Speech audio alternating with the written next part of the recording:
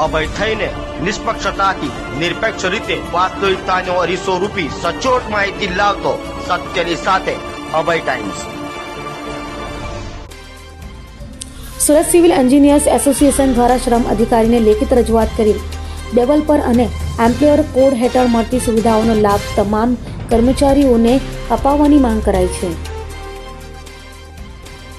Surat civil engineers association દ્વારા કરવામાં આવેલી રજૂઆતમાં જણાવાયું છે કે સરકાર દ્વારા ડેવલપર અને એમ્પ્લોયર કોડ હેઠળ કર્મચારીઓ માટે અનેક કલ્યાણકારી યોજનાઓ અમલમાં છે, જેમાં આરોગ્ય સહાય, અકસ્માત સહાય, પ્રોવિડન્ટ ફંડ, ગ્રેજ્યુટી અને પરિવાર સુરક્ષા જેવી સુવિધાઓનો સમાવેશ થાય છે। એસોસિએશનને રજૂઆતમાં ઉલ્લેખ કર્યો છે કે બિલ્ડર અને એન્જિનિયરિંગ ક્ષેત્રના અનેક કર્મચારીઓ લાંબા કલાકો સુધી કામગીરી કરે છે, છતાં તેઓ આ લાભોથી વંચિત રહે છે। ખાસ કરીને સાઇટ પર કામ કરતા એન્જિનિયરો અને સુપરવાઇઝરો હાઈ રિસ્ક ઝોનમાં ફરજ બજાવતા હોવા છતાં તેમની સુરક્ષા અને આર્થિક ભવિષ્ય માટે પૂરતી વ્યવસ્થા નથી। આથી સુરત સિવિલ એન્જિનિયર્સ એસોસિએશને શ્રમ વિભાગને વિનંતી કરી છે કે તમામ કર્મચારીઓને કાયદેસર મળતા હક અને સુવિધાઓનો લાભ અપાવવા તાત્કાલિક યોગ્ય પગલાં લેવામાં આવે। આ રજૂઆત બાદ હવે શ્રમ વિભાગ શું કાર્યવાહી કરે છે તેના પર સૌની નજર તકેલી છે।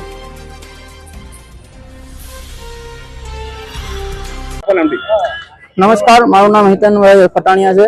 અમે સુરત સિવિલ એન્જિનિયર્સના બધા મિત્રો અત્યારે લેબર કમિશનર શ્રીને આવેદન પત્ર સોંપેલું છે કે સુરતની અંદર જે સિવિલ એન્જિનિયરો વર્કિંગમાં છે એમનું શારીરિક અને માનસિક શોષણ થાય છે, તો એ અટકાવવામાં આવે।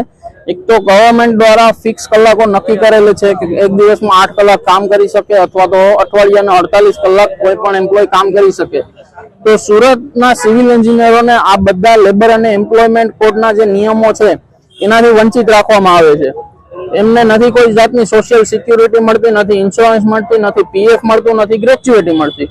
તો આ બધી જાતનો ગવર્મેન્ટ દ્વારા જે સ્પેસિફાઈ કરેલી નિયમો છે એ સિવિલ એન્જિનિયર્સને મળતી નથી।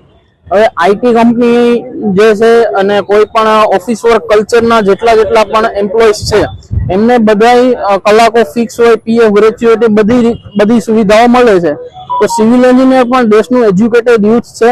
વિધાઉટ સિવિલ એન્જિનિયર દેશમાં કોઈ પણ નિર્માણ કાર્ય શક્ય નથી। તો અમારે ગવર્મેન્ટ શ્રીને અને લેબર કમિશનર શ્રીને આટલું જ નિવેદન છે કે આ સિવિલ એન્જિનિયર્સનું જે શારીરિક અને માનસિક શોષણ જે થાય છે એમને અટકાવવામાં આવે અને આ બાજુ ધ્યાન દોરે।